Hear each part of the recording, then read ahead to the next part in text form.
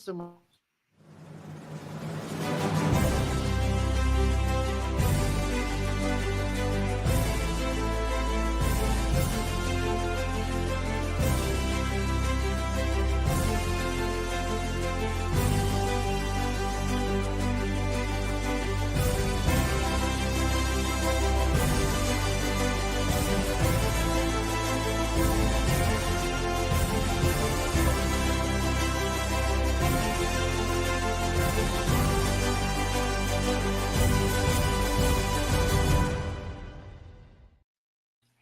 Here we are, December 29th, 2024. We are at our last official broadcast of 2024 for Awaken Your Inner Genius.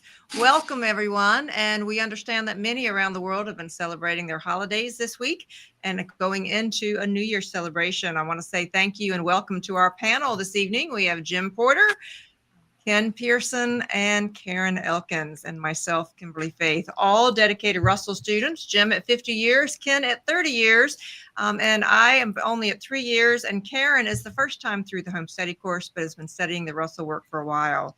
But before we actually begin and dive into the last lesson of Unit 7 here, why don't we do what we normally do and just tune in for just a moment, a quiet moment here at the end of the year.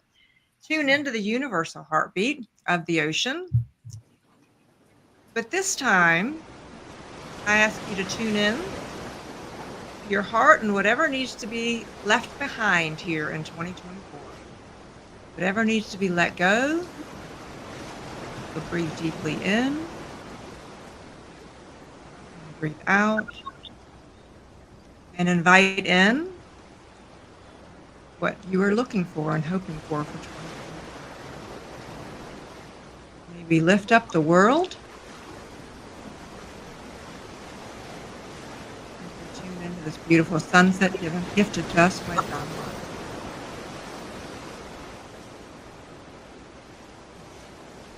Right there. Watching the waves. And just becoming very present here in this moment. Welcome to all of our listeners. You'll relax as you come back to us. A gracious thank you to all. And so let's just remind everybody where we are here. Panel, we've been at this for 7 months. Isn't that incredible? Yep. Hard to believe that. 7 months, and then we were there for longer before that, and we were doing all of our practice. So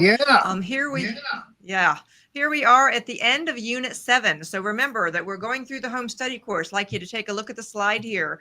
Going through the home study course, we are here at lesson 28, which is the Q&A. There is a Q&A to students' questions there at the end of every single unit. And want to remind everyone what this broadcast is based on. It is based on the works of Walter and Leo Russell and based on this quote. And if you would, Karen, please read this quote for our audience. Mediocrity is self-inflicted, but genius is self-bestowed. One of my favorite quotes, it was about Walter Russell when I first found the works of Walter and Leo Russell just a few years ago. So as we begin, I want to ask just each of the panelists, if you would, just give me one thought when you are preparing. We all prepare a few days before the broadcast, and Ken and I dedicate all of Sundays to getting ready for the broadcast here. And so it's knee deep in the lesson. I'm just curious if you could sum up for just 1 or 2 sentences. What was one of your biggest takeaways from this lesson? Okay. Jim? Go ahead, Karen. No, I was just going to say this was totally a lesson on natural law and the philosophy of don't expect, if you've done your deeds wrong, there is cause and effect for everything. And he'll work with you, but don't always ask for the override. Okay. A precursor of what's to come. Jim, what was your summary of this lesson? Pretty much the same thing, that a reminder that while in body, we must use that body to manifest the things that we want here. Just that's how we got here, manifesting this, but it took work. I remember falling when I was trying to learn how to walk. I really don't. But yeah, there's effort that you have to put into getting through each stage of growth. And that's true of anything that you want to manifest in life. There's effort you have to put forward. There is effort. All right, Ken, your thought before I share mine? Yeah. I think the biggest thing that I get out of this lesson is if I have a mental problem, an energy problem, or something internal going on, it's going to take a mental rebalancing. And if I have a physical ailment or a physical problem, then it's going to take a physical action to solve that or resolve that. So there's two kinds of actions, the mental and then the physical one. And that's what I think we'll get from this lesson. For me, when I was looking at the lesson, I was really recalibrating. Do you remember that this was all written back in the during the 1950s when Walter and Leo published this? So what year was it published, Jim? 1951. And so I was thinking back to the kinds of questions that people asked back then and how many of these questions would be some that are even asked today, which shows you how timeless the work is, but also shows you the journey that human beings are on, that there's still so much for us to learn. So I want to say welcome to all of our TikTok watchers, our YouTube watchers. Hello, Linda. Hello, Bonnie, and welcome everyone. And for those of you watching now in the future, remember that it is timeless. So let's go ahead and dive in here tonight. And let's take a look. I did have to chuckle right out of the box when we started this because it said right there at the beginning, so many questions have come to us from various sources, which are so unlike the workings of natural law and God's way of working that they might appropriately belong to the Middle Ages. I didn't think they minced any words there. What you think? No. Because we're still in the pagan barbarian stage of humanity, which we were during the Middle Ages, during the Roman Empire, during the Greek Empire, during all of them. We haven't evolved beyond that for the most part. So yes, we're still living by superstition and desires for miraculous things long before we're capable of manifesting such things. Someone at the peak of the mountain, like a high illuminate or a Christ, yes, they can begin to manifest things at will. But the rest of us have to use these to make it happen. Yeah, well, I can't wait for that day, Jim. I'm just saying. So it goes on to say in the yellow highlighted there, it says, people who are rational and wise about many things of life seem to lose all their rationality and reason when it comes to the matters of interpreting God's ways. And so if you'll skip down to the top of 548, I had a question here. It says, many of these questioners sincerely believe that if many sincere and devout people pray long enough and with sufficient intensity, they can induce God to do something for them which he otherwise would not do, even to reversing his laws as special favors in recognition of their devotion. Now, I found that rather amusing because, you know, I've explained to you all that I was raised in the South. And so I have witnessed this a lot, that if there are enough people that pray, that it seems like the more prayer, the more there would be a reaction. And so I never really thought about that we were trying to induce God. But I thought that was a very interesting way to put it. Ken? Yeah, you know, I mean, I would contend that that's really true. If you think about how many times people have gotten together, and as a matter of fact, that started around wars. And churches believe that the greater the congregation, the greater the power of the prayer.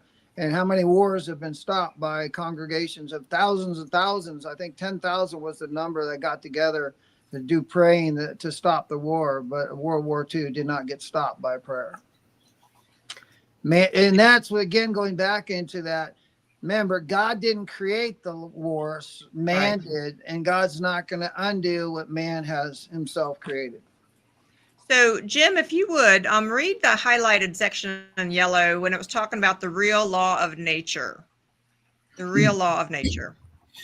The real law of nature, by means of which they can change their own depolarizing body by a joyous polarizing thought, proving that the truth is always more wonderful than the most picturesque. Is that picturesque? Wow. Picturesque on truth, even though not so spectacular. Look, this is the thing you don't want to let go of, is that a positive thought and action, thought and action can manifest profound changes in a person. When I was in the military, and I'll keep this very short, at a young age in basic training, there was a young man that showed up there, and he had a very traumatic experience. And he was in our barracks, literally watched this man who had jet black hair, his hair go white overnight. That's how much it affected his body. So yes, things can happen to your detriment or to your benefit by thoughts and fears. Well, I wanted to open it up for a commentary, though, because I found this language of depolarizing body by a joyous polarizing thought. So let's talk about this depolarizing and polarizing. Mhm. Ken, can you offer some insight? And then I'll ask Karen to comment, because most people don't understand the idea of polarity at all. I teach this quite a bit in corporate. So people, what does it mean to be depolarizing and then polarizing? Well, polarized is to be impacted heavily on your senses. An overload of senses is a polarization, and depolarization would be the opposite, for it to feel numb, to not feel affected by it. So when something is polarized, like in the media world, when you're doing commercials and such, when something polarizes the audience, it isn't necessarily good because it's too polarizing, right? It can be polarizing. But what this is illustrating is how one polarized thought can change the polarity of your whole body. So if you're low and you think about the people you love, generally you're going to immediately feel a healing, immediately start to feel a little bit of surge of energy, as opposed to if you think about the people you dislike and what they're doing wrong and how they've mistreated you, it will depolarize your body. So rather than polarization could be looked at as a charge, and depolarization would be looked at as a discharge. All right, so let's say that one more time. Polarization is a charge, and depolarization is not a charge. Discharge. Is a discharge. Okay. All right. Karen, anything you want to add before I have us continue? Because I thought there's a very interesting sentence. Two poles, and as we come into this drop of water to make our own bodies, we are literally coming in. That's the plus. And as we discharge and age, we're going out. It's another way of looking at it. You can look at it. The earth is the crown, accepts all the energy, and then it discharges at the bottom. So that's one pole. See that in a torus field is what you're saying, like in a torus field. You look at it as two different poles. One's a positive. Yeah. Well, I wanted to bring out this next highlighted sentence, and I can just read it there. It just says, because I wanted to encourage everyone who's been following us here. We hear from a lot of people in between the sessions, and so thank you for reaching out. It says, we look to you who are ready for cosmic knowing to become the seed for spreading the light of cosmic awareness to all mankind. So I wanted to ask the panel, what would you say to someone who is newly watching this broadcast, perhaps someone hasn't really heard of the Russells, or they've been hearing only through the broadcast? That's quite a inspirational statement, saying we look to you who are ready for cosmic knowing. What would you say to a new person seeking this kind of knowledge? Well, I would say the very fact that they are drawn to what the written word here and what we're sharing shows that they're ready for this knowledge. And what Ken said and what Karen said also is the polarization or depolarization of every thought and action creates who you are and what you accomplish or don't accomplish. And the key word for me, and I drive people crazy with it, and I'm going to continue to, is forgiveness. The way you get past the negative depolarizing thoughts is to forgive. Forgive those that do trespass against you. Let it go. Don't hold on it. Don't dwell on it. You're not going to change them. It doesn't mean that they're going to forgive you or they're not going to continue to try to harm you. But your being angry or is destructive at what's happening to you is destructive to you, not them. So, and we're going to talk about how that actually ties into the alkalinity and the acidicness of the body, because this has a real physical effect. Karen? No, it's exactly what was Ken and I were saying before. It ties in exactly with Jim. That is still a discharge of energy. Yes. By letting go, and the forgiveness is a discharge. You're not holding on to a charge that holds and stays steadfast in your body. And interestingly enough, as your body is 99.9 water in molecular level, water holds memory. So when you discharge, your body is basically your own alchemical instrument. So what you choose to do. Right. Well, a quick example is when I was a child and I touched something hot and I pulled away and it was a bad experience. I didn't hate the hot thing. I just decided I'm not going to do that anymore. So you don't hold anger at the subject of that which causes you discomfort or harm. You let that go and you move on with your life. Now, I'm sorry, but I know I can hear people out there. You don't understand the bastard I live with. I kind of do. I've had some of those people in my life, and the only thing you can do in life is remove yourself from their influence to the best of your ability, and it can be difficult. Last thing, I watched my mother back in the 1950s leave her home. This is when women didn't have a job down the street, with 5 children, to get away from my father, who was a negative, harmful man. That was a decision that was very hard for her to make. But sometimes you simply have to trust and get out of a bad situation, even though you don't know where you're going. All right. So Ken, keeping us on track here, if you could read the sentences that are underlined right there at the end. Can you do me a favor? Can you make sure you make the page number and the paragraph place, please? I was getting ready to go there. Unit. I can't quite see the reading because it's so fine print. I would need a okay. zoom in. I'll do the reading then. 548, bottom of 548. You would not expect to write a story, compose a symphony, or solve a problem in mathematics upon faith and belief, unsupported by knowledge. Yet countless prayers go up to God with the hope that faith and belief without intelligent action, based upon knowledge, will bring fulfillment of desires. That next paragraph, Ken, I thought was pertinent about walking. Can you share that one? Yeah. Page 549. You do not have faith and belief that you can walk, as Jim had stated. You know that you can walk. You also know that you can do anything by acquiring the knowledge of how to do it through action. Yet many who lack knowledge to do what they desire to do depend on faith and belief that God will do it for them. God will not do it for them. He will do it only with them. And I think the greatest example of that I have in my life, sharing on that paragraph, would be, I'm a writer, so I have had many concept of ideas and screenplays and so forth. And then at the same time, I have produced a golf invention. And in that golf invention, it was a desire to know how to do something, and it was specific to golf. And I had desire to figure out how to make this particular move. And it wasn't a flash of an instant that the idea of how to do it and what mechanism would help me do it, quite frankly, it was a piece of rope at the time, which would prove whether I had conceived it correctly. As soon as I tied a piece of rope around myself and used it in the manner in which the idea came to it, I knew I had something. It took me 2 years of physical action to put together the proper materials. And had I not taken that physical action, it was a great concept. I got a utility patent on it. It was an original idea. So, and I brought it to the networks. I aired it on TV. I endorsed John Daly. I had all those things happen, but none of those things would have happened had I not followed the inspired idea with a physical action. All right, so that's talking about working with God, not for, not asking, not God to do it for you, but working with them. So let's go into this great misconception of prayer, because they took time to do this, and I just wanted to anchor us here where the blue brackets are. And it says the practically every prayer which carries with it the request also carries with it an inference that God is overlooking something in the management of His universe and needs a reminder that things are not running smoothly enough to suit the petitioner. That one made me laugh.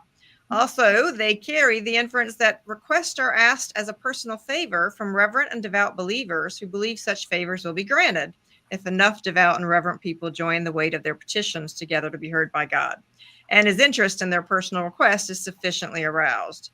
So as they go into the bottom, as they go to the bottom of that particular page, it says that bottom paragraph, Ken, if you would, it says, to those we say that God does his part. Can you just read that last paragraph, and then we'll have a comment, and then I'll ask Jim to comment.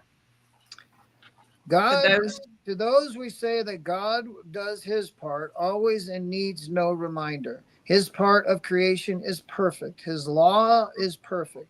His law always works. You do not have to ask God to make this his law of gravitation work. Neither will he set it aside if you ask him to. If you fall off a cliff, the law of gravitation will cause your death. Whether you are a saint or a sinner, and no prayer will set aside, God will tell you not to fall, as he had told you in that he has told you that in your very seed. But if you disobey, you will perish. All right. So I wanted to ask the people who are listening here today. It talks about how God's whole universe is in perfect balance. He keeps it so. You may depend upon it always. If you want good crops, God's law is there to give them to you if you work with his law. Now, for those of you that are new, please understand that they talk about Mother, Father, God. They default to his because that's just simply the easier pronoun here. But if you ask God to do your part of the work as well as his, you will harvest nothing, no matter how great your faith.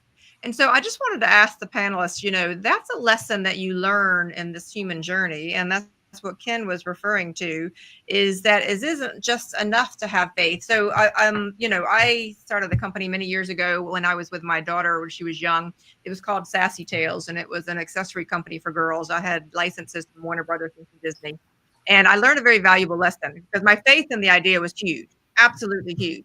So that was in effect polarizing. If I'm hearing you all say it. So I had tons of positive faith, but the problem was I had as much fear as I had faith.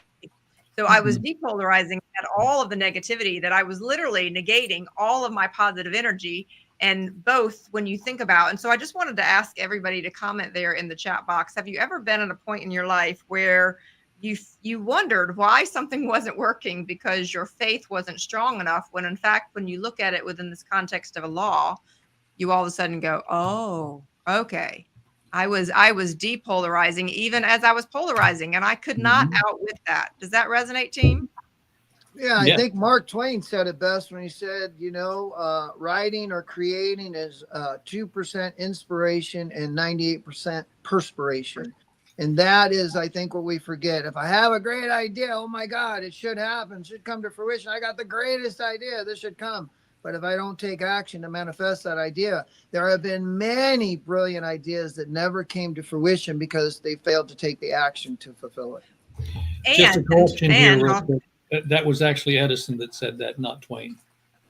No, it was Mark Twain. All right, well, but we'll look it up. Yes, all right, we'll have a little bit of Brazilian bingo. Later, I'm almost positive. Have a little bit of Brazilian bingo between our folks. They'll go find exactly where it is. But I want to add to it. It isn't simply just the intelligent action. It's also managing all of those energies of the polarizing and the depolarizing, because I had plenty of action with that particular initiative. I mean, I had found investors, we had launched, we were in 1,000 stores. I had plenty of action, but my depolarizing thoughts and my negative thoughts were literally, it was like I was running on a treadmill. It's called keeping your eye on the goal. So as you seek to achieve your goal, there's going to be things that will stand in your way. And they will bring you to a halt. And if you latch on to the things that are standing in your way instead of the goal, to that degree, you are slowed. And the Russells talk about it. And I think Leo goes into deep discussion of this, and God will work with you, but not for you. How that you need to build momentum. As you start to really move in toward that which you're desiring to manifest, your momentum builds up. And things that would have stopped you in your tracks in the beginning of that journey are now just blown out of the way. But the key is hold true to your vision, no matter what. And, of course, it's easy to say. I think that's where Deb Tunkin is saying we need to look at our underlying beliefs and counter actions, which is what Ken was mentioning before. Yes. And that has to do with what are those issues that when you're in childhood, and what are your fears and where do they come from? And so I think part of you creating or things not manifesting are some of the lessons that we need to learn to be aware about ourselves. And they're part of the journey. Yes. They are part of the journey. And so, I mean, I ended up losing everything during that particular area. I had a wonderful few years, but at the end of it, I ended up having to declare bankruptcy personally, professionally. I mean, my life just went so it was a very important experience for me. I later learned that it was of great value, and that being the best thing that ever happened to me, because learning what the difference was between polarizing and depolarizing energies there it was one step further. So I bring this up because the issue of balance was so prevalent here in this lesson. On the bottom of page 550, Ken, I was wondering if you could read that last underlined paragraph, because it's talking about balance. Yes, absolutely. Jim, you're correct. It was Edison. I was wrong. Let's not talk any further about that. Okay. The restoration of balance through any mental unbalanced condition is purely mental. A change of thought from negative to positive will cure any mental ailment. A physical unbalanced body condition, however, requires a physical action to restore its balance, which we've kind of stated. Do you want me to go further or there? Go on. Yeah, go on to that next paragraph on page 551, the top one. Okay. A mind healing has no relation whatsoever to faith and belief. It is purely cause and effect, working in accordance with God's established law. It is desire for a right condition followed by intelligent action to restore that condition. Purely physical abnormalities, I'll just finish this up, whether a broken bone, a cancer, a cut upon the head, a gunshot wound, paralysis from blood clots on the brain, misshapen bodies, or other deformities can be cured only by a physical action. One might just as well ask God in all faith and belief to mend a broken spoke in an automobile wheel as to ask him to cure a deformed foot without intelligent action. We've got Okay. Kimberly, we've got Rita here is making a good comment, and I do like Neville Goddard. I am Please, reminded. read that. Yeah, I am reminded of a quote from Neville Goddard. Man's faith in God is measured by the confidence in himself. Does that echo what you are saying? Yes. That's Yeah. nice. Yeah. Confidence is a good word. Mm-hmm. Let me jump in and show you. Faith without works is dead. Yeah. Suppose my cousin John and I, when we were working at the palace, decided to go home to Pennsylvania. We were in Virginia. We got on 64 and we went in the wrong direction. We went in the wrong direction for nearly 50 miles, at which point we realized we were going in the wrong direction. Now, we could have cried the blues, gotten out of the car and just died.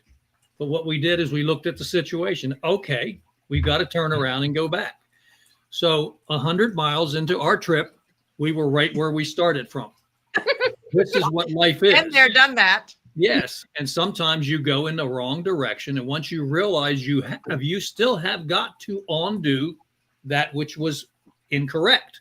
And to be angry about it or resentful about it, or as I've done many times in my life, shake your fist at Creator, which you're really shaking your fist at yourself. And you're asking, your body self is asking your God self to change universal law for you. Because why? Because you're special. No, you're not. Undo the damage, repair the thing, forgive yourself, forgive others, move forward towards your goal. So, Jim, I got a question. Is shaking my fist the same as shaking my finger when I shake it at you, or is it two different things? It's close enough. The fist is more powerful. Well, this dives into cause and effect then. That's over on the bottom of page 551. So cause and effect, it says creation is a play. So if anybody who's listening right now, if you would type into the chat box, creation is a play. Creation is a play of cause and effect. The cause is undivided. Cause is always balanced. It is always one. Effect is divided. Instead of one balanced condition, it is a division into two unbalanced conditions. So that's a pretty loaded statement there. I'm going to ask Jim and Ken to comment there because so I understand the creation is a play of cause and effect. So dive into the first one. Cause is undivided. What does that mean? It means anything that is desired is done in cause. It's complete. It's whole. It's the source of all action reaction.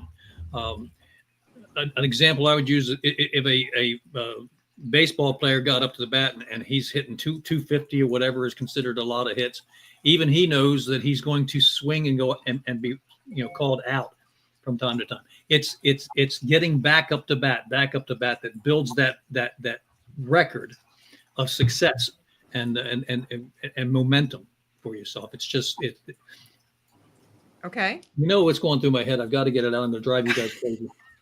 I keep hearing that it's song. It's the end of 2024, Jim. That's okay. Yeah. We're all run out of energy here. I keep hearing that song from, I think it was the 1970s or 80s. Lord, won't you buy me a Mercedes Benz? My friends all have Porsches and I must make amends. That's what negative wasted prayer is.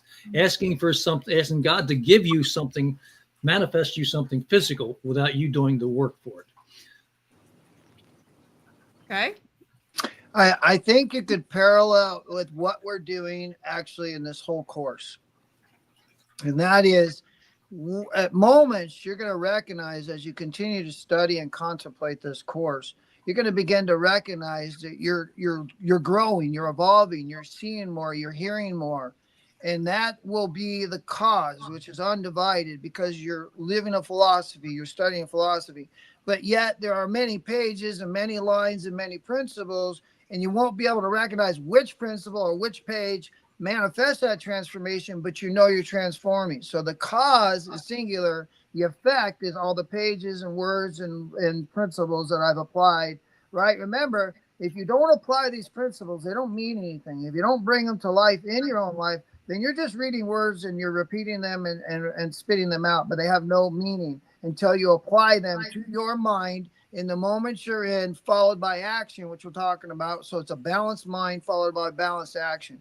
So, but as you see this growth and transformation, you're going to be like, God, I see the world in a whole different light. And you will not find the one singular thing other than the philosophy, this new way of life that taught you that. So therefore that's cause, which is singular, and effect is, again, all those pages and principles within.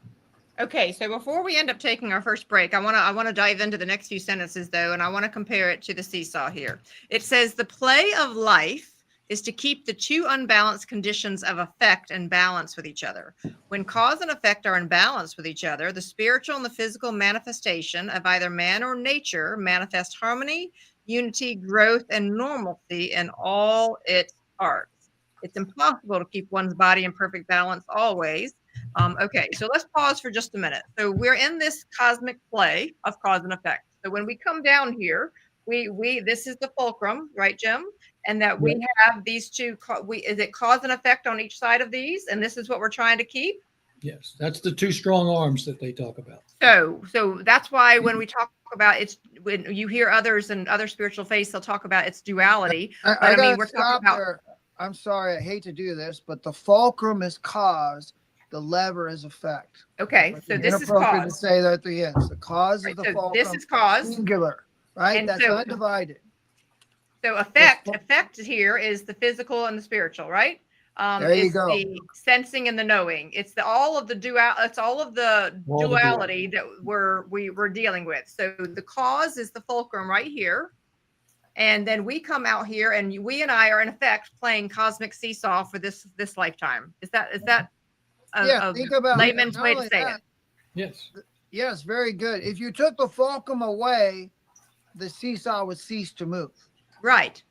And the fulcrum is always still. So that's what's real important. This is why, so just tell any of you that ever came, any of you that have come to the Russell Experience sessions that I did here at the museum, that was my gift to the museum a few years ago. That's how I met Karen.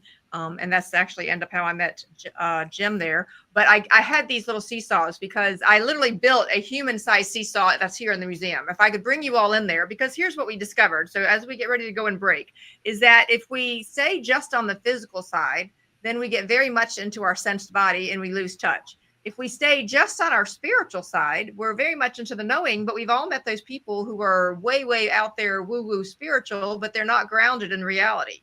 They're like, I'm not going to do the reality because somehow God. Pardon? They're not producing anything. Right. So we've all learned here. So I find that even if you were at a children's playground, if you will meditate on this concept here and make notes in your home study course here on page 551, if you get this, that this is what we're after, because when we do, we have a balance of the physical, a balance of the spiritual, a balance of time inside, a balance of time with nature. I mean, if you begin to live your life balanced, we all remember those kids at the playground, the one who wants to be at the bottom and make you be up here. That's very scary. All right. And then we used to try to have two kids that would balance out a heavy kid. Okay. So we'd have to try to balance it. And then we'd have the kid who wasn't heavy enough that it would just go. It was no fun to be on a seesaw by yourself. Right. I always had the big kids sit on it and jump off of it while I was at the top. That's and right. Hit the ground. And go crash. Okay. So I'm leaving this visual here as we take our first break. And this is what we do for those of you that are new. We take a quick 3-minute break every 30 minutes to give you a chance to stand up, decentrate, and get your brain ready for what we're coming back to, your brain and your heart. 2 and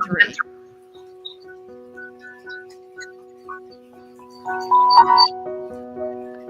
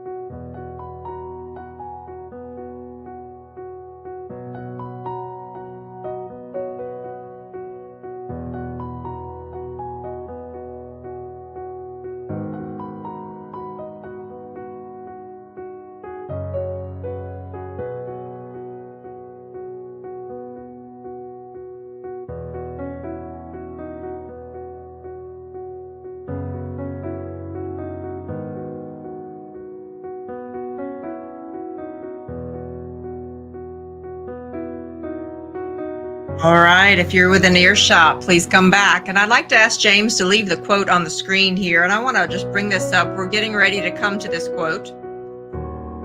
Very powerful. Jim, if you would read that quote out loud. You're on mute, Jim. Go ahead. Anytime we come back from break, it automatically does that. All right. So he's working on go ahead, Jim. There we go. Can you hear me now? Yes, we can. You must lose your idea of separateness and find your universality. Until you know your oneness with the universe, you are but part of it. That's all right. So this is important as we're getting ready to go into a little bit more here. That's coming up on just a few pages. I want to bring up Bonnie's comment. Karen, if you would share with us what Bonnie had to say. Certainly a lot of wisdom here. I'm looking for where Bonnie is. There she is. The course means to have balance in everything I am doing.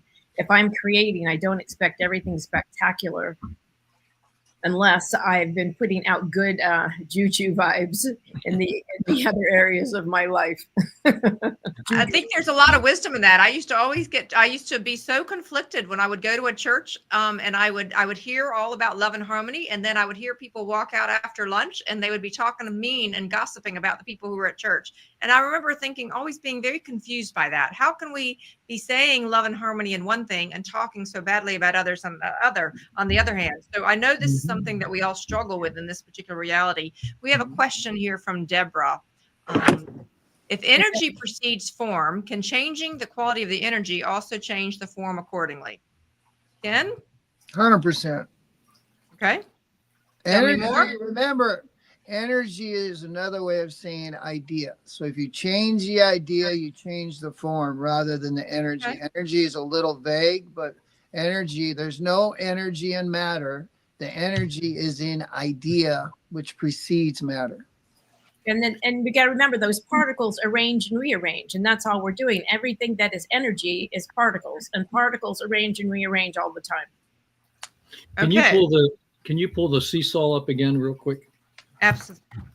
I have, just by the way, anybody who wants their own seesaw, all you have to do is go to Amazon and look up Dollhouse Seesaw, and you too can have your very own seesaw.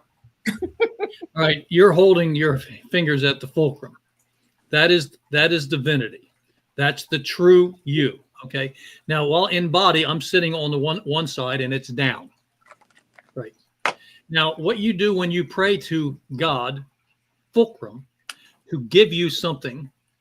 In this case, let's say I'm praying to God, will you go sit on the other side of this thing and lift me up? That means the fulcrum would go to that end and it would still be impossible for you to be lifted. So no matter where you place the fulcrum, God, you have to do the work. So you have to find someone of equal desire on the opposite side to help you manifest the work that you want to get done. And God's not going to move. You can move the fulcrum of God all over the place. It's not going to change your seesaw situation. You have to find the balance, embodied idea or person to manifest what you want. So the adult size seesaw that I have here at the museum, hoping people can come to Waynesboro, Virginia and see it, is that we literally had people, you could move this seesaw and people were experimenting with all those things that you were just saying with Jim, how to keep balance. And that is the genesis of our human journey, because I had to chuckle here at the bottom of page 551. And this is while it's really helpful for us all to have a sense of humor. It is inconsistent for one to believe that God will set a broken bone and therefore refuse a surgeon's help, but will go to a dentist to have his teeth filled. So we are full of paradox as human beings. How many times can I tell you, I've said I battled with weight issues my entire life. I lost 100 pounds 18 years ago. That how many times I've gone to go get some kind of appetite suppressant from the doctor and then picked up a milkshake on the way home. Now, can you tell me that is the definition of insanity right there? There you go. I know I'm not the only one who has ever dealt with that kind of thing. So, all right. So when we and I want to go to the top of the next page here, if you would, Ken. I'm going to have you read that last sentence of the top paragraph. It says the seeds of fear. Yes. Page 552, top paragraph. The seeds of fear. The last sentence. Last sentence. The seeds of fear, hate, and greed will not yield harvest of love, prosperity, happiness, and peace. So before we go on to that next paragraph, wanted to invite everybody in the chat box here to ask yourself, where are you when it comes to that? I mean, so when we are expecting a harvest of love, prosperity, happiness, and peace, are we sowing those seeds of fear, hate, and greed? And so I'm just curious about this paradox of being human. This is part of why we don't understand how we create the environments that we have. So going on to this next sentence there, men pray to ask God to protect them from their enemies. This is what we're talking about. Instead of praying to ask God to so enlighten them that men can practice the love principle in their human relations and thereby not make enemies. The love principle. So can I invite everyone to put in the chat box the love principle? Can we talk about that phrase for a minute, Ken? Yeah, love is a word that has not. There's no opposite word for it in our language. That is the only single word we know of that there is no opposite for. That fully encompasses the opposite of what love is. Love says yes. Love says no. Hate just says no. So hate is not the opposite of love. So love is an undividable quality. You can know it, but you can't see it. It's sort of like rhythm, balance, and truth. You can know them. Truth resonates. Lies feel a disconnect. There's a gap in the line. That story doesn't quite make sense. Well, you know you've heard a lie. When you hear the truth, which is what you're hearing in these lessons and the things we're talking about, it resonates. And when it resonates, it polarizes, it motivates, it stimulates. So you know what they're talking about here is a learn curve too. Love is not something that you just automatically know. It's actually an application, right? To love others, as Jim is talking about. So I can't say I want good things to happen in my life, hate and put fear on people and condemn people and think that good events are going to come into my life. Because of what Jim was talking about, if God's laws and what we read in there about gravity, if God's laws are immutable, we need not get angry. We need not be bitter. We need not find fault with people, because we know if they've done something wrong, God's laws will restore balance. We don't ever have to worry about that. And the seesaw is the exemplification. Without that God's law, we wouldn't have any motion, right? The universe would cease to exist. Remember, it's a creating universe, not a created. So well said, but I have to say, Deborah, it's cracking me up here in the chat box. I'm loving this. So Karen, please read this comment, because Deborah Manuel says something about that if you want to experience love, go ahead, Karen. Love equaling carrots. It doesn't make sense to plant tomato seeds and expect to recap carrots. So yeah, there you go. Yes. That is funny. So well said. So well said. And Deb Tonkin actually weighs in. Good to see you, Sam. Good to see you, Margie Diane. So Deb Tonkin, let's see what she had to say. It says universal truth, not relative truth. Just had a conversation about that today. Okay. Yes. So let's go into that section in the middle of page 552. I'll just read it and ask the panel to comment. Therefore, we again say to you that when you ask God for anything, never ask him to fulfill his part, for he has already done that, but ask him rather to show you what you should do to fulfill your part. All right, now breathe into this last sentence, because this last sentence is like a little truth bomb. Everything that is wrong with you is of your own making. Therefore, ask that you be enlightened. Okay, so that's a loaded sentence right there. Any comments before we continue? I do this all the time. Ask for enlightenment and meditate on it. And that answer does come. It'll come in physical form. You'll see a video, you'll meet a person, they'll throw an idea at you. Clarity comes if you're open and waiting for it.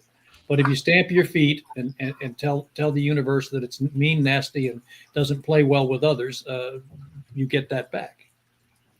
Jim, I always like that when it always shows up with the video or a person or something, the answer's there, or sometimes it just, those little angels just whisper in your ears. Yes. Absolutely. Well, science has actually proven at this point that all ailments come from our brain. They start in our brain before they get in our body. Even a flu that you pick up starts in your brain. That would be the depolarizing effect as opposed to polarized. When you're depolarized, you're more apt to get colds and sickness and illness. When you're polarized, those elements will be shielded from your polarization. So at the bottom of page 552, and it goes into 553, it talks about the cause of the misconception, asking God to the, about the power of prayer. It says the cause of the misconception lies in the fact that people who ask God for fulfillment for their desires forget that requests for material things are created only through two-way action. Material things are not created by rubbing an Aladdin lamp. Wow, that's about 1950s. An Aladdin lamp or through wishful thinking. They are created through balanced action and reaction. So when a mechanic fixes your broken car through knowledge of its working, or surgeon fixes your broken body through knowledge of its working, those operations are as much mind healings as the elimination of toxic poisons from your body by thoughts of love is mind healing. Now, this next section that I've circled and highlighted, I'm going to ask Ken to read it. And this is a really core part of the Russell work. So if we could read that slow, it's in all caps by the Russells. The only way they had to emphasize things back in the 1950s to the typewriter was to put things in all caps and underlined. I'm sure they would have made this a bigger font had they been doing this today. Ken? Sure. All creations and are mind creations. All mind creations have bodies formed in the images of the mind thoughts. All bodies are created perfect by conformity with law and made ill by breach of law, which we just discussed about. Every ailment we have first starts in our brain, or I wouldn't go into mind because that's singular. I would go into brain. The difference between my mind and my brain, I had to learn, is I can weigh my brain, but you cannot weigh your mind. Just like you can't sit in front of a mirror and point to where you, the person, is. The person that people know is in that body that you're sitting in when you look in that mirror. Right. I've yet to meet anybody that can point to where they are at in that body, in their bodies. So, right. We are beyond form. And I think that's where it's going to come in about why we're all one. We read in there, how do we find our oneness? That is actually one of the cards in there, is that if you don't recognize your universal oneness, then you are always going to feel separate and apart. And so I would ask the panel, and I'll propose that to it, and I'll bring in mine. How do we recognize our oneness in this world with all people in it? Deep communion and meditation. Okay. For me, it's recognizing the power of the light, and that it's all comes from the one white light, and that everything is nothing but particles and wave, and we're all part of that sea of those particles, and everything is arranging, rearranging, manifesting, unmanifesting, creating, uncreating. But our mind is not particles, so that's a little bit misleading there. No, we are chemistry, which is particles that have to rearrange based on our thoughts. Okay, we're talking about effect now. We're not talking about cause, though, right? Well, that's my answer to it. Good job, okay. Karen. All right. So where are you going, Ken? I'm asking you. What is it you're saying? I didn't hear the question. Forgive me. In terms of what was said, how do we connect to everybody in this universe? Otherwise, we're always going to feel separate and apart unless we can see the oneness of all human beings as being one. Well, to me, it goes back to that's what the image card title said, that when we went to break, that's what it said on the card. So I would go back to the God is Light poster, the black one that's got the squares. We'll see if we can pull that up. For me, is that we're all connected with that stream of light. And that's the light that I've seen for my entire life. So that's how. You have something you want to add before I continue going on to 554? You know, I can only tell you the things that have come to me, and that would be exactly what you just said. That was one of them. That the God light that I so recognize in me is the same God light I see in you. And I usually apply that to people that may not be living through that God light. Maybe they are in their sense selves. Maybe they are bad mouthing, dogging, lying, cheating, manipulating, and doing those things that I wouldn't do. But I must remember that does not make me better than them, because we all have the same full potential. And I think that's what Karen referred to when she was saying that white light back to the projector, that we're all centered by the same white light. And that for me, one of the things that helped me to kind of bridge that gap on a physical level is I realized that every human being is a sliver of my personality. Within every human being, I can find a piece of myself, and with every human being, they can find a piece of them in me. Everyone I've ever met, no matter how far away I think from the polar opposites we are, there's always a piece of me that's identical to them and a piece of them that's identical to me. So, and also one of the greatest things I always heard through my lectures is the common things I heard was, oh, I knew when I was a child that I wasn't like other children. And reality of it is, if I ask everybody in the room, who here feels like when they were a child, they were different than other children, everybody in the room raises their hand. And that, I believe, is what makes us all one, is that we think we're different and separate from each other, when reality of it is, that's what makes us one, that we all think that, but that is not the truth. I wanted to bring up that image, that illustration again, because this is the one that stopped me in my tracks that James just brought up. When I first walked into the museum, this was the one that stopped me, was that whole God is light image. And James, is that easy to pull up again? So if you'll notice the far bottom left hand, you see where the dots of light. So if you could, Jim, describe what this particular scientific drawing of Walter's is. Well, he's showing our physical connection by light. The background white is us. That's our divine selves, the unexpressed, the universal one, the fulcrum of the wave. Once you move into the dividing between light and dark, now you've got the seesaw handles, going back and forth. Now you're manifesting. And once you start manifesting in light, between light and darkness, you can manifest any concept or idea that you hold on to. The very idea of creation of humanity is a dual concept worked on in the thoughts of the many to manifest this beautiful illusion. Look at the panel in front of us. I've been female. I'm currently male. I've been child. I've been adult. I've been of the black race. I've been of the white race. I've had lifetimes where I did horrible things because I was lost in darkness in my physical self. I've had lifetimes where I've done amazing things. The point is that when you begin to know that your divinity is what you are, that pure white light of your divine is what you are, no matter how far you may have strayed, you always can come back to that. And there's the beautiful promise too. No matter how far you stray, your divinity is always intact and always there to manifest and undo that which you do, the mistakes that you've made. Well, this particular illustration, when you were talking about cause and effect, for me, I saw those bottom two images on the left. Ever since I was a child, I saw the way everything was connected, people and everything in the universe, as well as that second block on the bottom left. I saw it. And so I would try to describe that to people when I was in my 20s. And of course, they all thought I was nuts. Yeah. They couldn't see it. And so I knew from way back then. And in fact, this is part of what I always was very personally offended by people who would go and talk about other people behind their back. And they would try to get me involved to do the same. And I would say, I'm not doing that. So I will try to mediate and have a conversation between the two of you, but I'm not going to be part of that because I knew that they were just another facet of who we are. And so this is something that I believe many of us know at a heart and soul level, but we lose our way. So talking. Yes, Karen.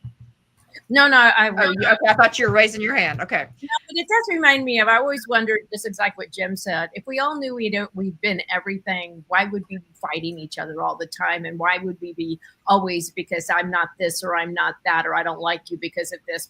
It would just like, it'd erase all of that. Mm-hmm. Just be having the experience, and maybe you could be kind. Wouldn't that be nice to actually move into an experience of love? And that's what I think is so powerful about this love principle. I did want to bring up Deb Tonkin, bring up a quote here. Karen, if you would share that. Deb is up there. Love that which is lovely. Deal gently with that which is imperfectly developed or misdirected. And you know what? I think that word misdirected is very powerful, Deb. Thank you for bringing that up, because I do hear some people get really harsh on other people. And I'm like, I don't think they were perhaps meaning it that way. Maybe they were misdirected. Maybe it was distorted. Distorted is one of my favorite words there. But I do want to go to something about creation here, is where we've still got a lot of pages to go.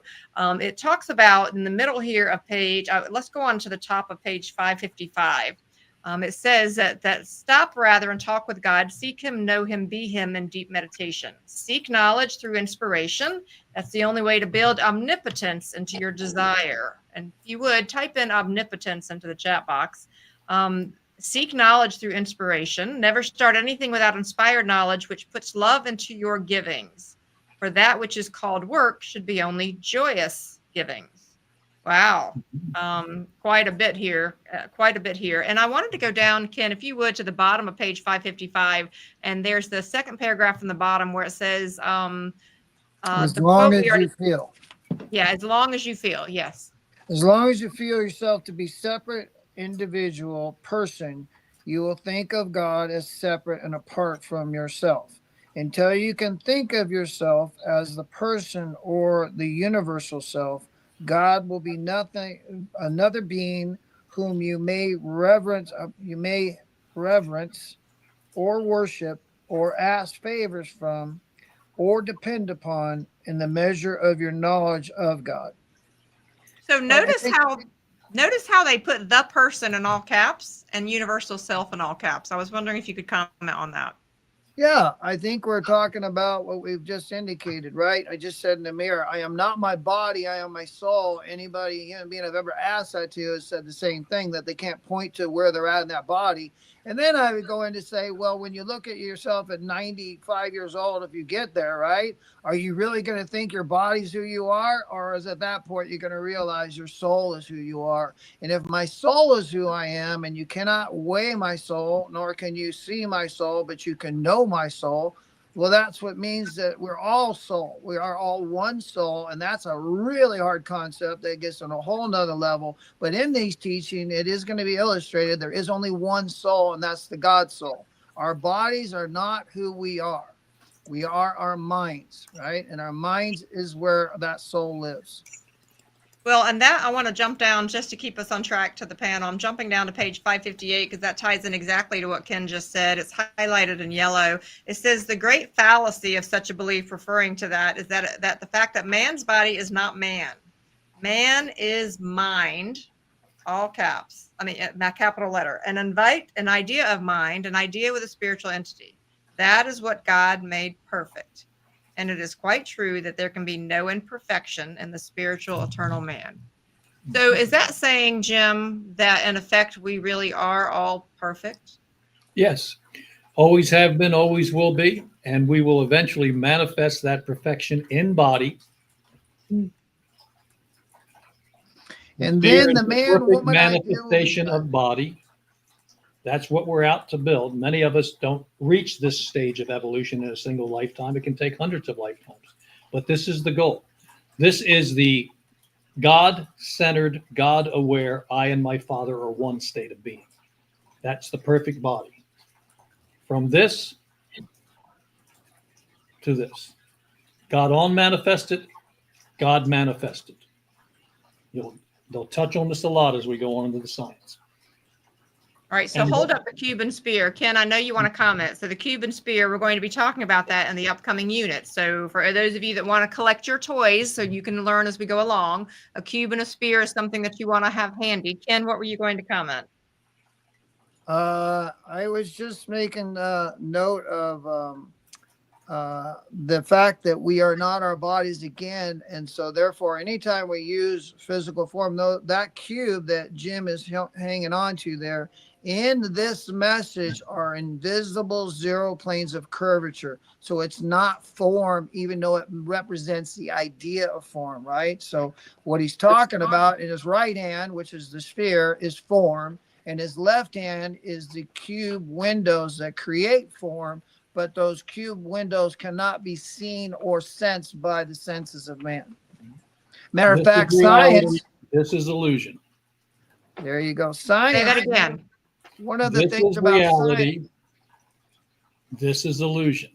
Okay, so then, and Kimberly, who's got the other box, so you can point back in, because Jim, if you take the cube and you move it, keep the cube. If you keep the cube and you move it in different angles, then when you look inside the box, you will see that it actually, as mirrors, is nothing but the mirrors, but it's not just a square. It actually becomes six-pointed.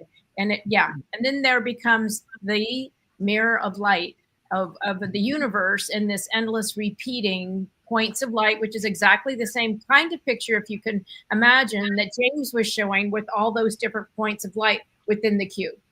The illusion of infinite possibility. That's And it. it is an illusion. Yes. Within the Remember, the key word there is motion. If you move it, then you got to move it to see what you're talking about, right? Right. If you don't move it, you see one still light Okay. Yes. and actually it would show you centering the image. in a particular paradigm, and when you don't actually take any action or any movement, that's different. You're just going to stay paralyzed in a particular point of Yep. view. Yes. Well, Wow. that's what we're talking about. Yeah, you've got a manifest idea. That's a physical action. Right. All right, so that is quite a heated conversation. A lot to be said there. It is time for our next break. So for those of you that are just tuning in, I know this is a lot of information. Just let it wash over because we're not teaching new information. We're waking up to what you deep down already know at a soul level. Please enjoy your 3 minutes. Stand up, decentrate. We'll see you in 3.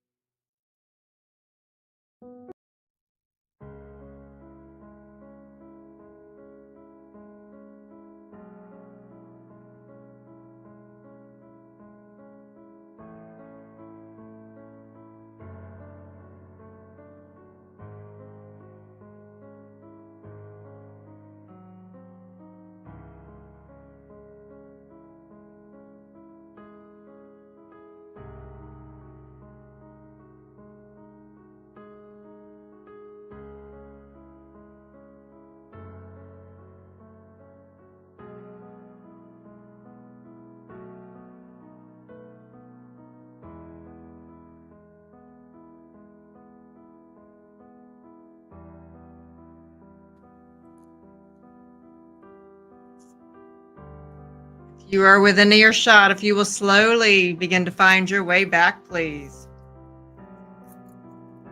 So we do this broadcast every Sunday night as our gift to all of you, and quite frankly, a gift to ourselves. I'll be honest with you. Those of us on the panel find that we love this. Karen, I see you adamantly shaking your head yes. I look forward to every Sunday night. Yes. It cements things in there that you haven't thought, or punctuates things that maybe you need. So like, I think for me, since I've never done the course before, sometimes you get, again, those like the ahas, just like Susan. Ahas. Well, and that's what I wanted to tie in here. So Bonnie just chimed in. She said, oh my, the light bulb just went on. So that was good news. And Susan, so glad to see you here tonight. Susan says, helpful paradigm. Thanks for helping me understand. So whoever you're watching on the screen, whoever is on our panel that particular week, you are finding a group of people that are dedicated to coming up with ever image and visual and explanation and real life application to make this as real as possible. So with the panel's permission, I'm going to skip down to the bottom of page 564. We still have a lot to cover, and this is in light of what we were just talking about, and it talks about bodies are chemical machines.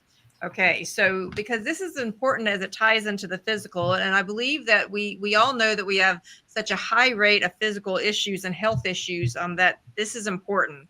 So Jim, I'm going to ask if you could to read those 2 paragraphs underneath bodies are chemical machines.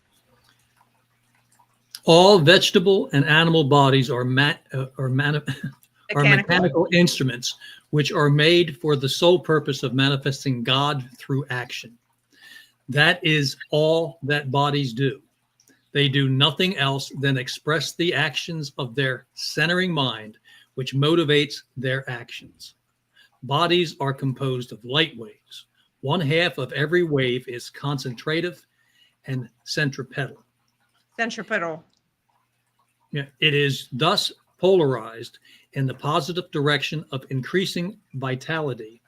It is the builder of bodies. Positive polarity multiplies power in the measure of the desire of the mind to express action. Positive polarity expresses life.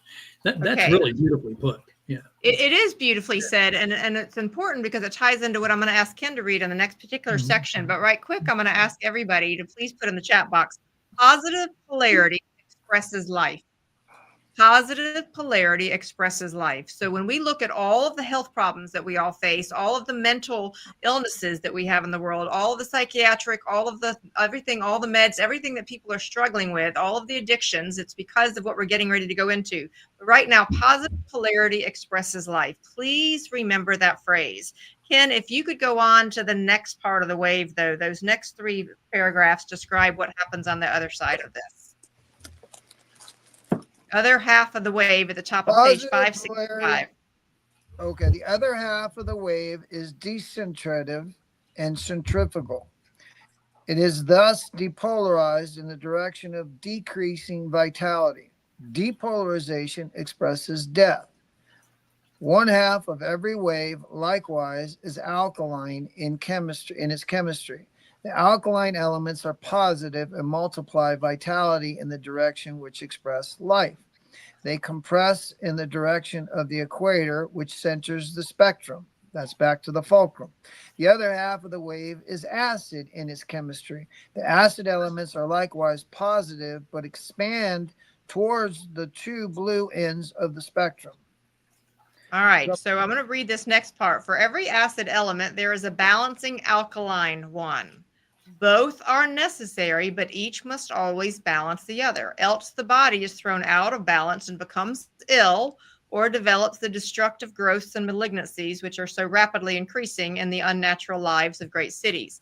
All right, so this is scientifically explaining the issue of balance, and I wanted to bring up this issue of acid and alkaline because this is what I discovered when I went back and I lost my weight, that my body was too acidic and that I had no understanding of this issue of balance. And that's part of why so many people who are with me in my life know that I drink a lot of fresh vegetable juice because I'm always working to try to bring my body into an alkaline state. I found that was an optimum issue, and I've had almost no health issues at all over the past 15 years because of it. I had a knee replacement and that's it.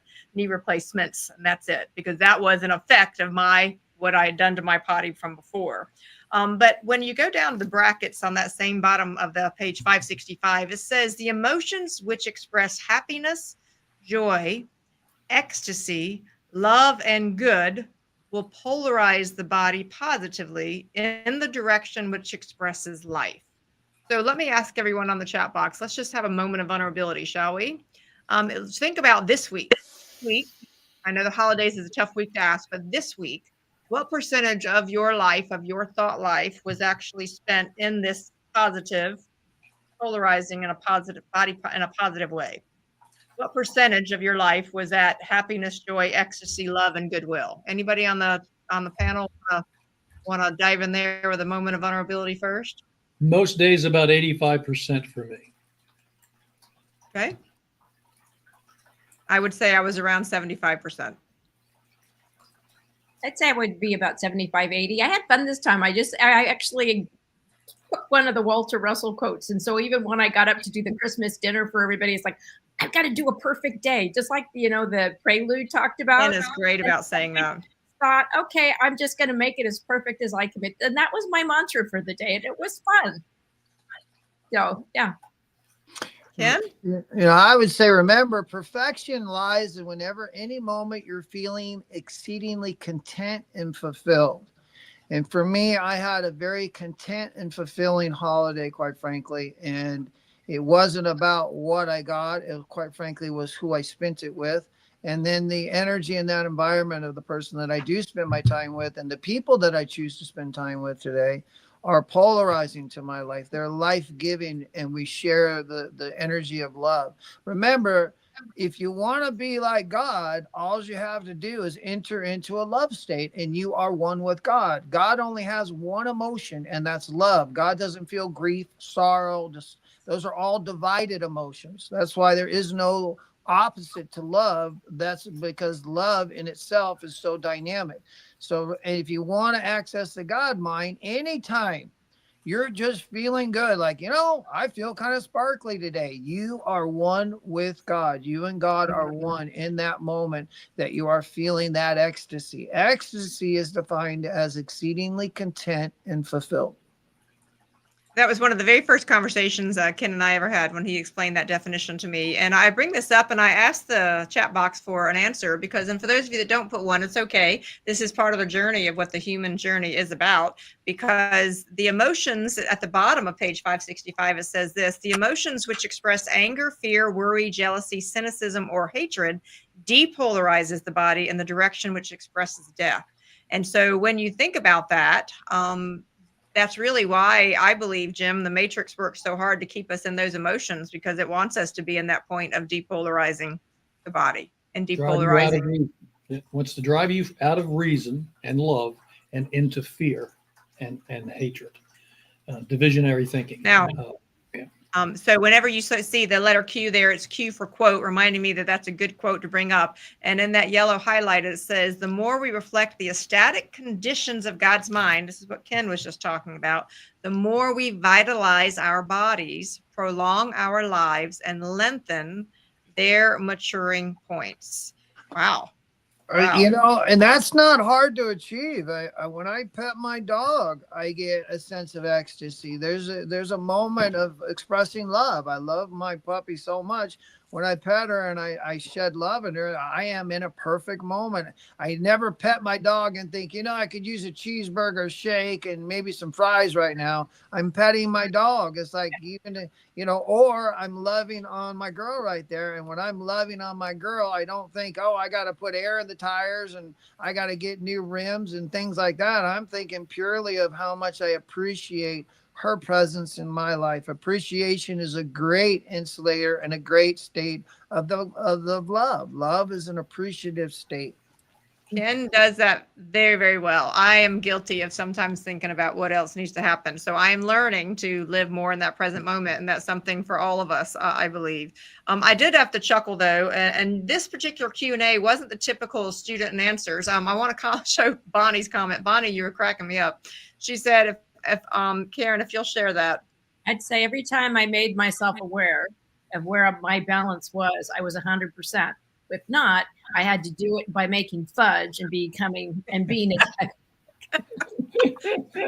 All right, there we go. So I did have to chuckle. On page 568, for some of us, we're actually carrying on generational issues. And I won't read all of this, but they were mentioning about the fact of, when we talked about the sins of our mothers, the sins of our grandmothers, they were talking about when women wore corsets, that it was a barbarous invention.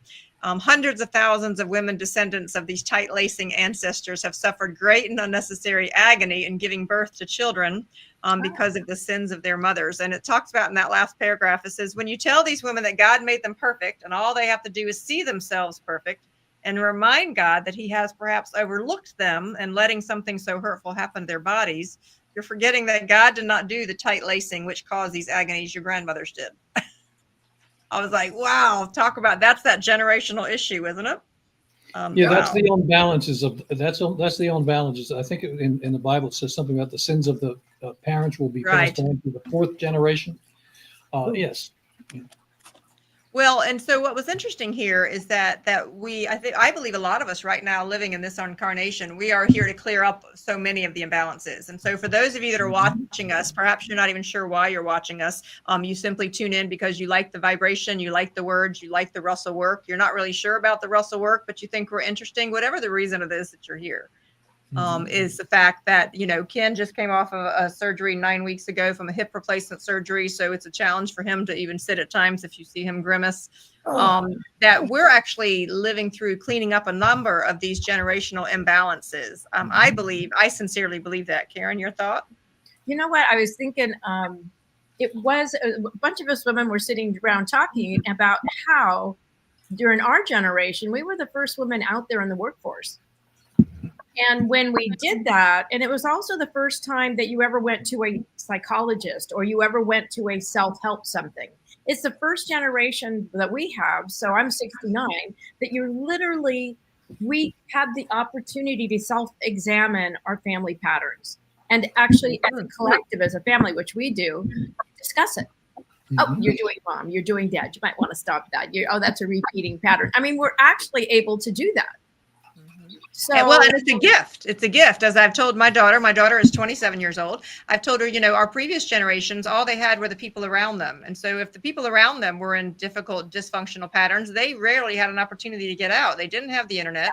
They didn't have psychiatrists. They didn't have self-help books. They didn't have, so we have to remember that we are living in this beautiful time. I believe that for those of us that are willing to do the work, that we can assist in healing a whole generational line, which I found very powerful. Jim? Yes, we literally are.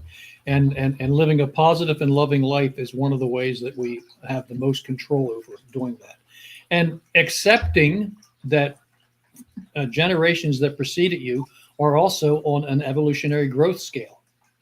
So they've got their pluses and their minuses. And as we're looking at the minuses that we're handed, let's not forget to look at the pluses. I was born with a very strong and healthy body because not everybody in my prior generations abused their bodies. There were enough that did not, they did not. Right. Right. Plus I bring my own thought patterns into this body in this lifetime. And also when you look at people that are in families, many people come into families who are much more evolved souls for the very purpose and function to change that polarity.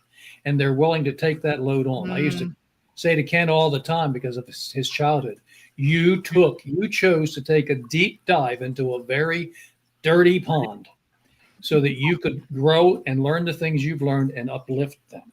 And so don't underestimate what we are giving of ourselves just by being in body. So let's say that. Let's remind everybody of that who's listening, that perhaps you are the one who is actually healing that. And you're being here and listening to these words and drinking in what it is that the lessons, the words that we have here from Walter and Leo Russell. We're actually broadcasting. I know I'm broadcasting from the studio that's here at the Russell Museum in Waynesboro, Virginia. Ken is actually there by Walter and Leo's personal library on the other side of the building. And so I'm very grateful for their work because I think it gives us all a chance to rewire. And so as we go into the conclusion, which is the last 4 pages now, I am on page 569. The conclusion says, God is love. The foundation of love is balance. And so if you could type in the chat box, please, the foundation of love is balance. All caps there. The foundation. There's a great exemplification of why hate is not the counter to love, because hate is not balanced, it's imbalanced. And it talks about how when man learns to balance, now everyone just drink this in, when man learns to balance all of his human relations and all of his human emotions, he will have a perfectly balanced body. Normal bodies are balanced. Everyone may have as balanced and as normal a body as he is able to practice the principles of balance from the moment to moment of his life. If you could keep in balance all that God has already given you, you would never have any illnesses of the body whatsoever, for it would be impossible. God's balance laws are always fulfilled with balanced manifestations. It could not be otherwise. And so I wrote down the phrase right there, what if, because I had a moment. I'd like to dream. I like to think about the new world, the new earth that I believe that many of us are bringing forth. And I have a little, I've just started a little invention journal of what I would like to see in this new earth. Lots of different inventions to create. And so as I work on how do I bring that desire forth, I had a question that came glaring into me as I was studying today. And I wanted to ask us all to think about this and meditate over the next week. What if tomorrow we woke up and we had a different body? Just play a little game with me. Humor, Kimberly Faith, right here. What if we woke up tomorrow? Would we now have sufficient knowledge and wisdom to be able to keep that body in balance?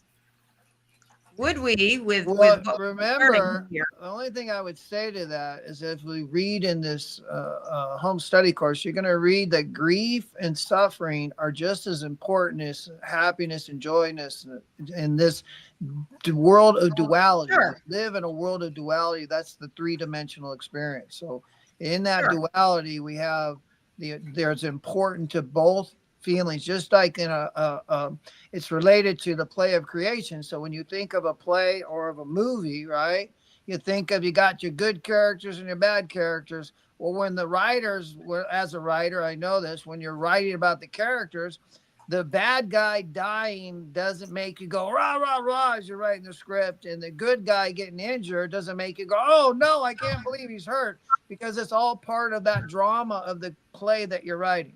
So they have equal balance, just like shadows. Which is more important in a painting, the shadows or the colors, right? They're both equally important to create balance. And that's the world of duality that we live in. So it is balance to have, not always be in an ecstatic state. So I don't want to mislead people to think that we're always supposed to be bubbly little sparkling. No. That's not the game I was playing. I completely appreciate that. There's certainly opportunity in both. But I did have to ask an honest question, is that if we did have a reset, if we did have a new opportunity, would we make choices? Do we have sufficient wisdom to be in balance and take ourselves to another octave? I'm simply laying that out there for interesting conversation. I'm going to tell you, I'm pretty good, but I'm not perfect. No matter how much I wish to be.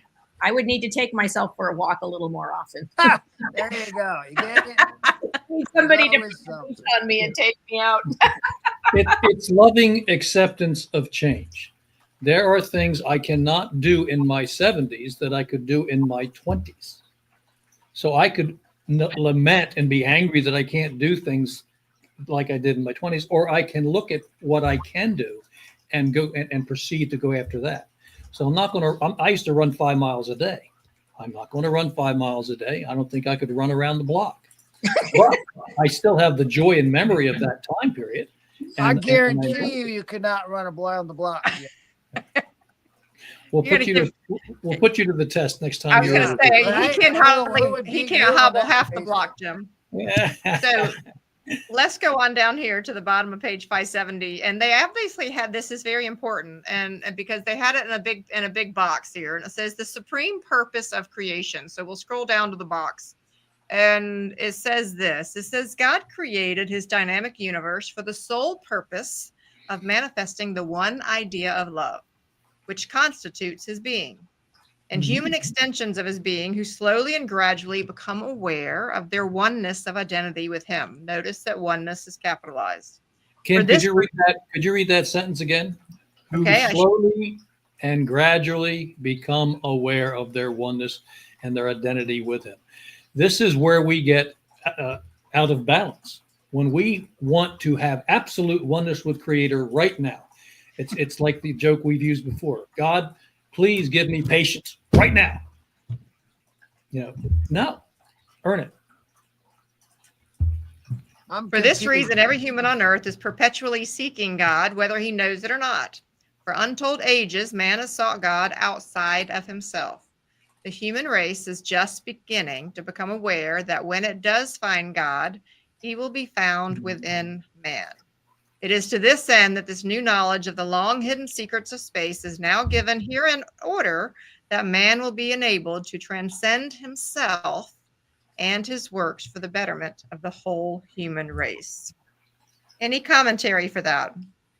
Yeah, I would like to say something. Remember, you're on an earth that is in fact refolding. You're getting warmth and light from a sun that is dying in principle. It is going to come to a death.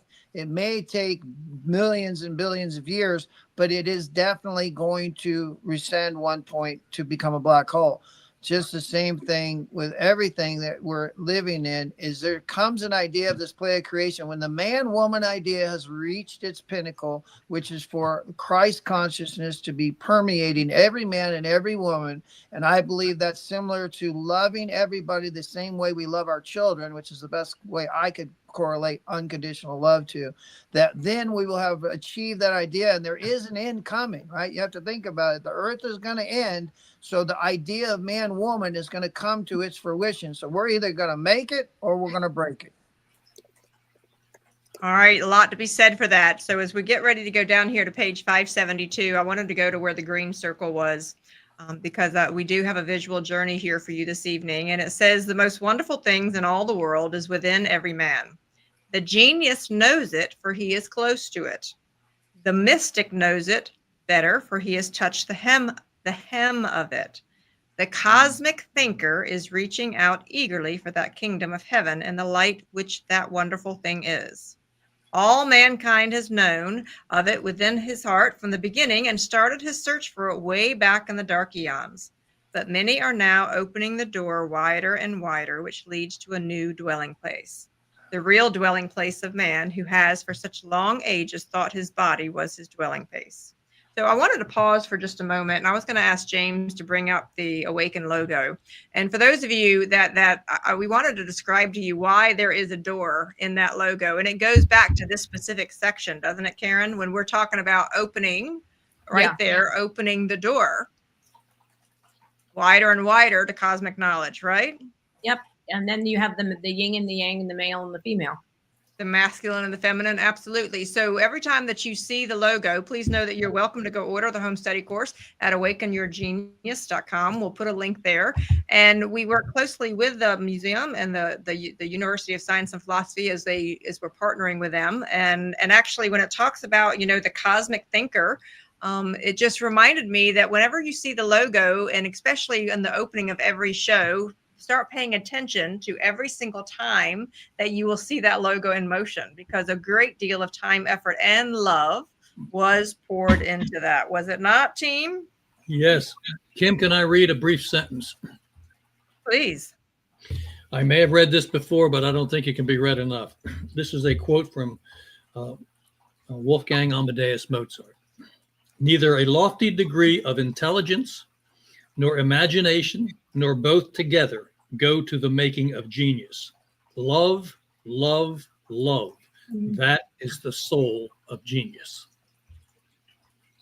Wow.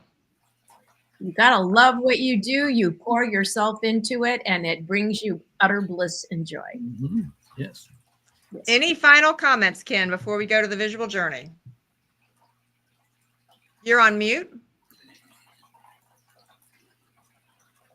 I was saying I love golf, but sometimes it's so damn frustrating, Karen. I don't know what the hell, man. A little conflict there, but no, love, love, love. And that is the great insulator from anything and protects you from everything. And sometimes, love is to grieve, and love is to also know joy and fullness. And that doesn't have anything to do with ecstasy, right? Ecstasy is to be exceedingly content and fulfilled. That is a state of being also. We can always enjoy those perfect moments. And I encourage people, cooking is perfection. If you like to work in your workshop and you're tooling wood, that you do it with love, you're doing it with perfection. You're feeling ecstasy. You're healing your body every time you do anything with love, whether it's cooking, doing your dishes, washing your car, or creating a masterpiece and so forth. It's always, again, what you just read on Mozart. That was really good, Jim, about what Mozart said. On the end of page 573 here, before I ask Karen what we're going to be looking at for the visual journey, I wanted to mention just a few words from Walter and Leo, but just out of gratitude for the words that they share with us. You'll see where I have it bracketed in yellow. Go up just a little bit, James. It says, go up just a little bit, James, to the brackets. It says, we want you to live in God's universe. So this is Walter and Leo's message to you today. We want you to live in God's universe and look out from its light into its divided extensions when you will, and thus looking out to find them wonderful and good, reflecting the glory of the light of their source strongly here, weakly there, but all of it being good.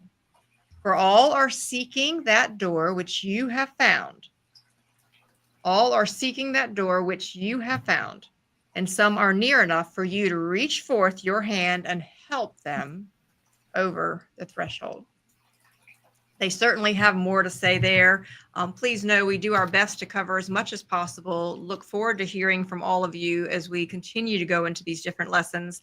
Next time it is Unit 8, but for right now, to wrap up today, our last episode of 2024. Karen, what are we going to see in the visual journey we're about to enjoy? This one takes us not back to this one, but the last one we did, which had a lot more science in it, which talked about the compression. It talks about the light spectrum, the heat, and also how we're in a body, but not, it's kind of, so you see, and if I invite, because we've got some toys, so that at the end, if anybody wants to go back and play with the toys and kind of explain a little bit more, that's fine, because it's not my usual pretty one, but I've had company nonstop this month. So we're thankful for whatever gift you give us, Karen. It's a little bit of at least some insight, so a little bit of humor, maybe, who knows? So let's keep all right.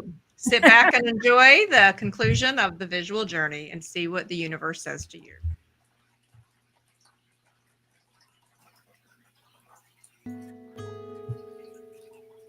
I don't hear.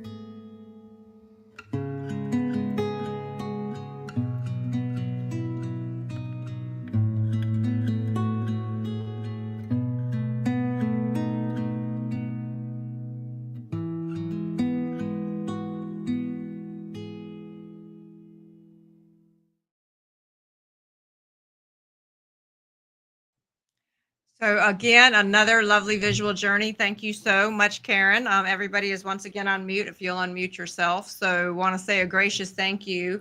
And if you have any questions, feel free to place them in the chat box as we're wrapping up here.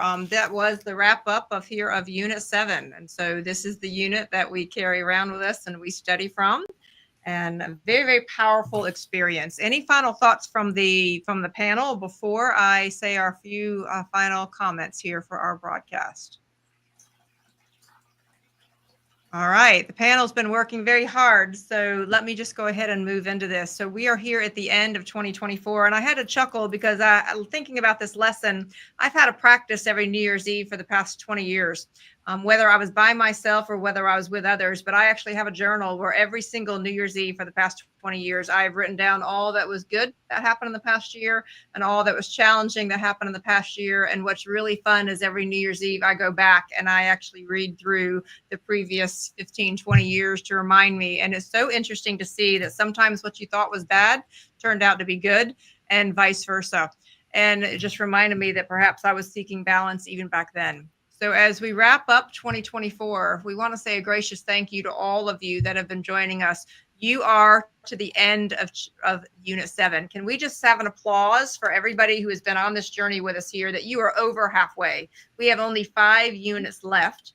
That's a big deal. So truly, and that's a really big deal for all of you that have been sticking with this. We're now going into Unit 8 as of in January. That'll be our next broadcast, the first Sunday in 2025. And I wanted to pause for a moment and I wanted to thank philosophy.org and the team that's been working with us. And for those of you that want a little more interaction, be sure to check out their events page. You can see some of the events that they sponsor. But more importantly, go check out their store. You can actually order copies of any of the illustrations yourself to have at home. Especially that God is Light poster, which might be very, very important to you. Feel free to put in the code AWAKEN10. But I want to finalize by saying a thank you to everyone who's on the panel. So definitely to the people who are here on the screen, to Jim and to Ken and to Karen. So Jim, you have had an incredible year, and I know it has been a challenge. And we end this year being very, very grateful for Jackie's presence and her legacy that continues. And thank you for the love that you continue to pour into this. Karen, every single week you come shining through for us, and I'm so grateful for your love for what we're trying to do here. And I want the love that you give to everybody else and playing with all the things that you play with for us. To Ken, there are no words of what it is that I can say to you. You are my co-creator in this entire idea.